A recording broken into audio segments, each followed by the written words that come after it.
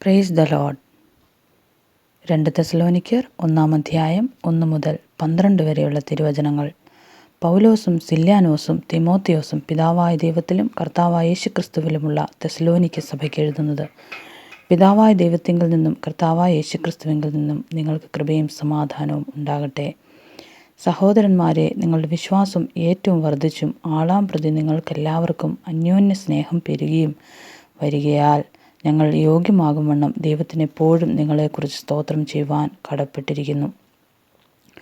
അതുകൊണ്ട് നിങ്ങൾ സഹിക്കുന്ന സകല ഉപദ്രവങ്ങളിലും കഷ്ടങ്ങളിലുമുള്ള നിങ്ങളുടെ സഹിഷ്ണുതയും വിശ്വാസവും നിമിത്തം ഞങ്ങൾ ദൈവത്തിൻ്റെ സഭകളിൽ നിങ്ങളെ ചൊല്ലി പ്രശംസിക്കുന്നു. അത് നിങ്ങൾ കഷ്ടപ്പെടുവാൻ ഹേതുവായിരിക്കുന്ന ദൈവരാജ്യത്തിന് നിങ്ങളെ യോഗ്യന്മാരായി എണ്ണും എന്നിങ്ങനെ ദൈവത്തിൻ്റെ നീതിയുള്ള വിധിക്ക് അടയാളമാകുന്നു.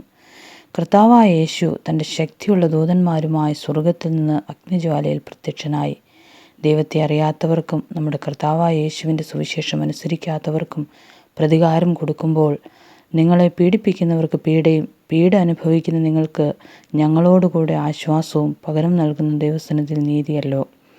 ആ നാളിൽ അവൻ തൻ്റെ വിശുദ്ധന്മാരിൽ മഹത്വപ്പെടേണ്ടതിനും ഞങ്ങളുടെ സാക്ഷ്യം നിങ്ങൾ വിശ്വസിച്ചതുപോലെ വിശ്വസിച്ച എല്ലാവർക്കും താൻ അതിശയ വിഷയമാകേണ്ടതിനും വരുമ്പോൾ സുവിശേഷം അനുസരിക്കാത്തവർ കർത്താവിൻ്റെ സന്നിധാനവും അവൻ്റെ വല്ലഭത്തോടുകൂടിയ മഹത്വവും വിട്ടകന്ന് നിത്യനാശമെന്ന ശിക്ഷാവിധി അനുഭവിക്കും.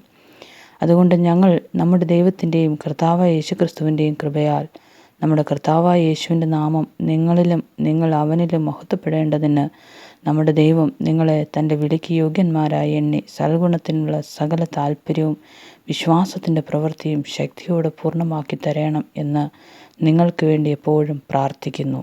ആമേൻ.